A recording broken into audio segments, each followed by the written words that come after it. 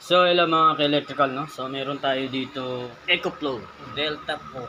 Sa ngayon ay 54% siya and tumatakbo siya ng 118 watts. 21 hours mo siya magagamit kapag tuloy-tuloy ang 118 watts. EcoFlow transfer switch, no? Ito yung tinatawag na ATS. Ayan, katulad nito, nilagay ko lang yung transfer switch ko, no? Nakakapag-power to, TV, yan, then dalawang electric fan. Kung sakaling mag-brown out man, diretso pa rin ang trabaho mo. Bukod sa may AC charging nga to, no, may solar panel input din. Pwede kang mag-charge din. So, tinesting ko nga to, pinakita ko yung gaano kalaki yung pwedeng ilagay na solar panel, no. Ang Delta Pro natin na ginagamit ngayon is output ay 3,600 watts. And naka 60 Hz siya, no. So, nababago yan, pwede mong 50 or 60. Depende sa kailangan mo. No? Then, ito nga, nakikita mo dyan.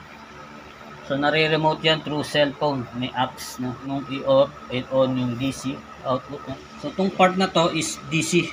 Pwede ka mag-charge mga DC volts, no? Itong mismong outlet 220. So, pina-power on, power off din yan. Nawawala yung output. Then, i-on mo ulit. Okay. Nag-DC charging tayo. Then, dito is, so, ito expandable battery. Kung gusto mo talagang kabit sa buong bahay, yan, kailangan mo ng EcoFlow transfer switch.